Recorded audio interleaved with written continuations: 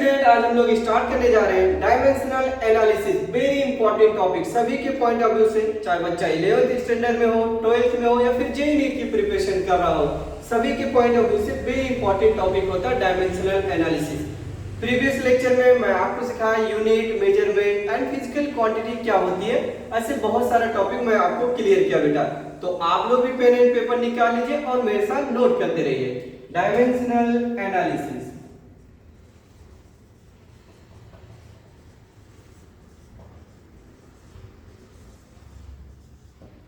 Heading क्या लिखेंगे? Dimensional analysis. Dimensional analysis सीखने से पहले मैं फिजिकल क्वांटिटी को समझाता हूं कि व्हाट इज फिजिकल क्वांटिटी। देखो, physical quantity that can be defined, easily उनको हम डिफाइन कर सकते हैं। यानी physical quantity is defined as the product of magnitude and unit. Means physical quantity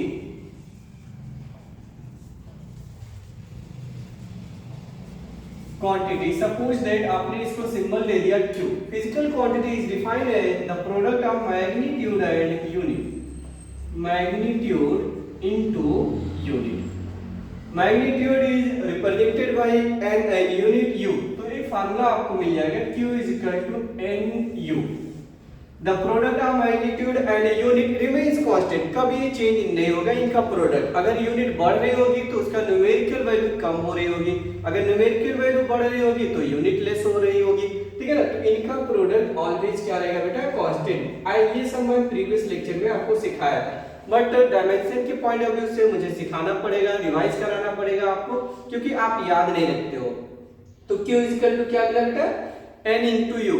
अब ये फिजिकल क्वांटिटी बेसिकली हम लोग बात करेंगे तो देयर आर टू टाइप होते हैं, एक फंडामेंटल क्वांटिटी और सेकेंड वन डेराइव्ड क्वांटिटी। तो इनको हम लोग बात करेंगे। फर्स्ट वन बात करेंगे fundamental quantity. Fundamental quantity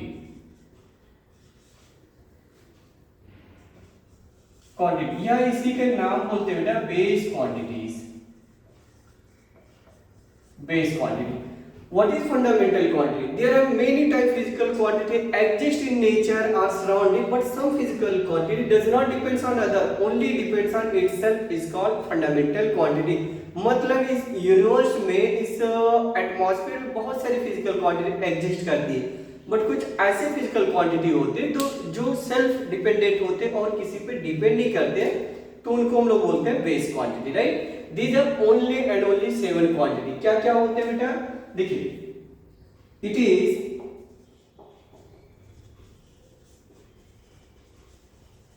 independent quantity। It is independent quantity। These are only 7। First one length, second mass, third क्या लिखेंगे बेटा? टाइम,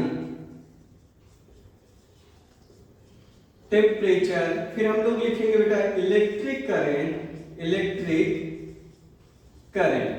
और अगर आपको याद हो तो आप भी बोल सकते हो अमाउंट ऑफ सब्सटेंस।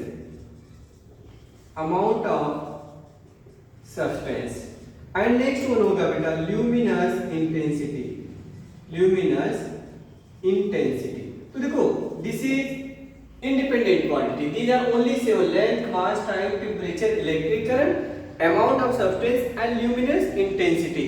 अभी देखो, इनका यूनिट की अगर हम लोग बात करें, एसआई यूनिट जो लिखते हैं हम लोग, लेंथ का क्या लिखते हैं बेटा? मीटर। तो इसका जो यूनिट होगा तो हम लोग लिखेंगे मीटर। एंड मास का लिखते हैं बेटा किलोग्राम। टाइम का second, and temperature kelvin, and electric current ampere, and amount of substance mole, and luminous intensity candela. ये इनका यूनिट होता है। एब्रेशन की बात करेंगे, सिंबल की हम लोग बात करें तो देखो, मैंने लास्ट लेक्चर में आपको सिखाया कि unit always written in small letter. If unit start with name, अगर किसी के नेम से स्टार्ट हो रहा तो फर्स्ट लेटर ऑलवेज यूज करना पड़ता है हम लोग को, कैपिटल लेटर। ओके, देखो जैसे लाइक मीटर का सिंबल हम लोग लिखेंगे बेटा M। किलोग्राम को क्या लिख देंगे? kg।